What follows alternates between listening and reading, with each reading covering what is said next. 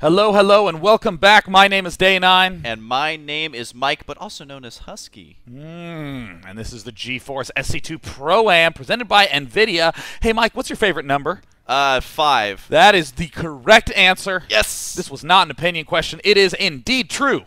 Yeah, you cannot have a favorite number in a best of 5 other than 5 because that means the series has been epic and that it is now down to a best of 1. We've worked our way from a best of 5 to a best of 3 to a best of 1. I feel like it's a reverse tournament at this point as this is going to be the final game for both of these players. And Sean, I'm a little sad because I'm a big fan of both these players, but one of them, they have just got to move out. Yeah, I mean, it's kind of amazing the variety of skills we've seen employed by both players in these games. I mean, we've seen Cruncher do everything from the Colossus-focused plays with very fast double upgrades, the Gateway-focused plays with Blink, crazy early all-ins. We've seen Boxer expanding, 2-raxing, going for lots of counterattacks, and neglecting Ghosts, getting tons of Ghosts. Huge styles going on. And this is now the last game on Shakura's Plateau. It's going to favor a little bit more of that macro edge, but again, if you try to do something like predict what your opponent's going to do, assume he's going to early expand, hope that he doesn't have enough defense. I mean, you could try to do something like an early multi-racks all-in or an early multi-gate all-in. Yeah, and that's the thing that I'm always curious about when a player is in a tournament, everything's on the line, and it's in the last game. Are you going to be feeling more comfortable going a safer style, or are you going to be feeling more comfortable trying to throw your opponent on edge? So, Sean, I'm going to ask you, you've played in a couple of tournaments before, you know, small things like WCG. You are one of these players. What is going through your head right now? Well, I think the most important thing is that no matter if I just tied the series up 1-1, or excuse me, 2-2, it's okay. Just making, I just got that out of order. It's fine. It's all good. If I'm tied up 2-2, or if I was one game away from winning and I messed up and lost and now it's tied 2-2, the important thing is to push everything out of your brain and treat it just like a regular old ladder game. To make certain that you force it away, because it's such a curse to step into the game thinking, ooh, well, I already did this strategy and that strategy and so on and so forth. The biggest mistake that you can make at a tournament is to try to make an adjustment when you have not tested it and don't know if it will work or not. Words of wisdom as always, Sean. Also someone full of wisdom, Slayer's Boxer. I was watching that SCV, and he, the camera's following that patrolling Marine. He had it timed out so perfectly that he sent the SCV down there. He had it mine 5 minerals, and the second that he finished mining, he had exactly 400 minerals. Just showing you the timings of these players have it so perfectly in their heads because they practice so much, and you have to in a tournament like this. He's also getting that bunker going down right now, and I don't know if Cruncher's going to be attacking with a super early stock or anything like that, but it's always going to be a threat. We do see that Nexus now continuing to save up Chrono Boost, not being spent anywhere as of yet. We've seen Cruncher does favor a variety of early expands, 3-gate expands, 1-gate and no second gas expand. Now that he does have that second gas and we're not seeing no gateways get built, I do indeed believe that a Nexus will plop down right there, Husky.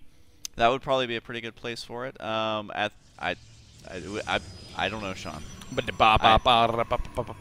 So many things were running through my head there, and I was having flashbacks to previous games where players will expand, but then they accidentally misplace that Nexus, and always a horrible feeling, especially as a Protoss, because your Nexus costs a lot more than a hatchery. Now, right now, the 3 barracks are going to be going and completing for Boxer, so nothing too out of the ordinary for him. This is something that a lot of Terran players do these days. And this is a big surprise from Cruncher. Now throwing down 4 gateways. He's also getting a robotics facility. It looks like we're going to see some Warp Prism harass in this game, which turns out to be quite potent against early expanders. But the fact is that many early expanders are going for the fast medevacs. Players like Bomber love doing this. A lot of the old players from Slayers, or I should say the old style from Team Slayers. Boxer is the oldest player on Slayers.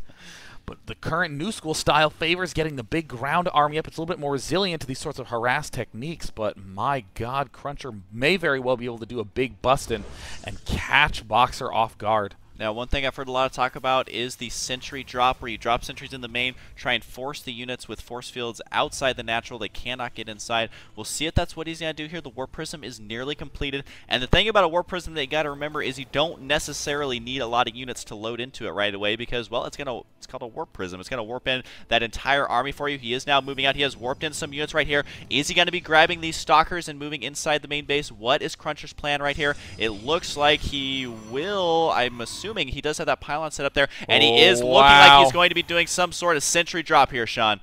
Wow, we see the Stalkers beginning to move their way up. Does he see anything?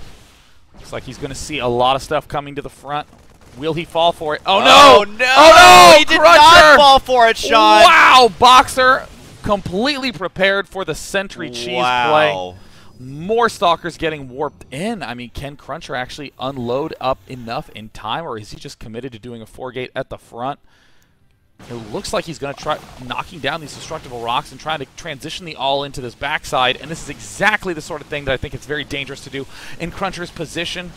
You have, you know, you've played some great games, beaten Boxer straight up. Why do something like this that might be very experimental in game number 5? I mean, if it's a prepared strategy. I mean, if White Raw was doing this, that'd be one thing, but I've never in my life seen Cruncher play this way before. Yeah, and the thing that makes it even worse is that Boxer, he knew exactly what was going to happen. This is something that I think has recently started appearing on ladder, trying to find a safe spot to land inside the main base, but Boxer has already seen his hand. I mean, at this point, he knows exactly what is coming his way. All he has to worry about is dealing with one drop. Here's one Stalker. I don't know what his plan was, but gets taken out. Cruncher just now taking his natural. But I have got to hand it to Boxer. The intelligence that he just showed right there was phenomenal. He knew exactly what was going to happen. Keeping all those units here. I mean, who does that? Boxer. That was unbelievable, man. God, man. This is why he has so many fans. He is so smart. Even if his mechanics may slip sometimes, it does not even matter because his thinking brain is much bigger than the average human, Sean. Indubitably, my dear Mike Lamont. Hope you don't mind that I just said your full name in this cast. It's not like it's not findable. But no, dude. You just go to Google, type in... Go to Wikipedia and type in Husky, and it comes my up, God, was that a thinly veiled brag? Just go to wikipedia.org. Wow. You'll find an article about StarCraft with a lot of information on there, but it's okay because now they're just going to troll it and delete all the information anyways, and the page will no longer exist. But I'm still blown away by how good Boxer's playing here.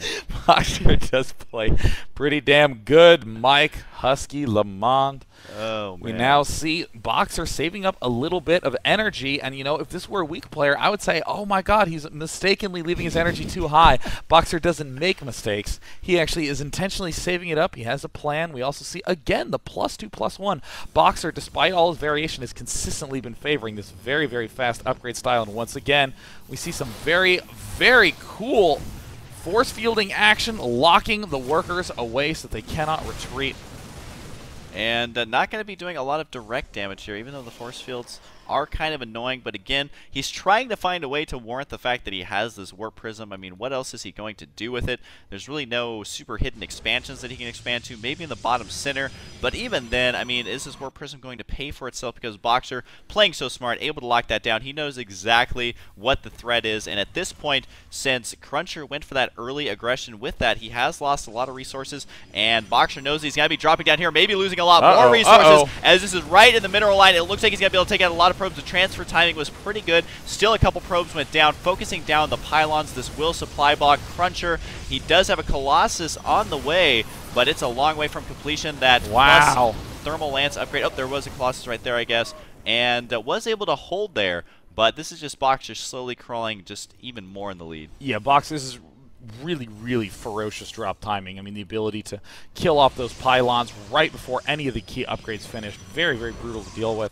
This thing, on the other hand, this Warp Prism with 2 little tickling sentries in there. This reminds me of that guy in early high school who had a crush on a girl but didn't quite know how to just go up and talk to her and be like, hi. So instead what he did is he would, like, poke her. Right. And just try to, like, tickle her. That's exactly what this Warp Prism is. Especially if you get the speed upgrade. Yeah. By himself. And he can drop tickle, retreat back again. And then he spills milk on her brand new blouse, and then his chances are forever gone, and then they make a Showtime movie about it where he later runs into her 20 years later. But regardless, Sean, I'm done with that one. Is that 2 cybernetics cores? It is 2 cybernetics core. I think Cruncher was preemptively assuming that Boxer would be targeting that core, but Boxer, again, is not actually playing in a harass-focused way. He's instead focusing on a direct army engagement style. We see him already getting the Ghost Academy up. We see that the Mobius reactor is en route, so he will begin churning out a lot of those ghosts and going for the direct engagement. And here, oh, Tickle, I have a crush on you. Oh my God, you're so cute. You're so cute. Oh my God, the milk. The milk is milking. Oh, the milk. Tickle. We're friends, right? We're friends. You like when I tickle you, don't you? Just got friend-zoned hardcore there. He did delay a little bit of mining, but that was definitely not worth it. And Sean, does Mobius mean anything? That's something that's been driving me crazy. Does that word mean anything, or is it a name? Well, I do know my brother loves the following joke. That game was more one-sided than a Mobius strip. And that is all I can contribute, Mr. Lamont. Okay, so I'm sure all the Mobius fans out there will tell me where that word is from. But regardless, 150 supply to 111 for Colonel Cruncher. Not looking good. But I just don't even know what he can do here. He's trying to work on the upgrades, trying to get Storm. But the thing is Storm is hard to be cost-effective if you only have a couple, because you just dance away from it. Yeah. And it is something that can eventually kill your entire army, but if you are not having good macro, then you just dodge 1 or 2 Storms, and then there's no High Templar left to storm you. Definitely. So, I don't know if his unit composition is going to be great, but he does have quite a few Colossus, but look at the amount of Vikings. This is a very intimidating force, and you know, the position we see Cruncher in is the exact reason why a lot of Protosses hate playing versus Terrans on this map. All these Stalkers were once pinned back here to drop. You have Colossi up here trying to defend the front. You have a third that's essentially undefended. Right. You're just hoping that your opponent doesn't swing forward. If you go to the Cruncher cam, he actually does not even know that this push is en route, but he has good attack timing sense, whether he can actually see it directly or not. And Cruncher's army is looking very small, and oh no, there's the EMPs. We see so many Vikings. The Colossi evaporate almost immediately. Archons and Stalkers on the field. Boxer target fires them down with ease. And it is Stalkers versus Marauders, and Boxer advances on to the next round in the lower bracket. In the lower bracket, so Cruncher, I have to give him a small round of applause simply because he put on such a good show versus Slayer's Boxer. He is a player who many times has taken out top-tier players. So Cruncher, I hope he has gained some fans from this, because that was really, really good play out of him. Honestly, if he didn't make that one mistake, he could have very well won this series, and that shows you the importance in tournament play to play as perfect as you possibly can. But Cruncher doing a good showing here. It just was not enough to dethrone the Emperor. So that does mean that Slayer's Boxer advances through. Complexity's Cruncher had an amazing, amazing set of games in the group stages. Definitely go check those games out at Husky's YouTube. HuskyStarcraft on YouTube. And Sean, where can people find you? Day9.tv, baby. It's a website. And I want to mention really quickly, go check out the website down below. There are spoiler-free versions of the videos. So a lot of people were saying that. You can go there. Every game we've cast is a nice one, little concise place with spoiler-free video viewing. So definitely go check that out. We are going to have more games in the near future. And Sean, at the time of casting this, we are at MLG almost tomorrow. Yep. We have the same flight together at 8 a.m., Sean. Can't wait to get picked up by you at 5:45 in the morning. Oh, God, it's going to be great. So if we are zombies at MLG, you guys will know exactly why, but that's because we love filling our lives with StarCraft and dual commentary. So any closing words here, Sean? Rest well and dream of large women. Yes.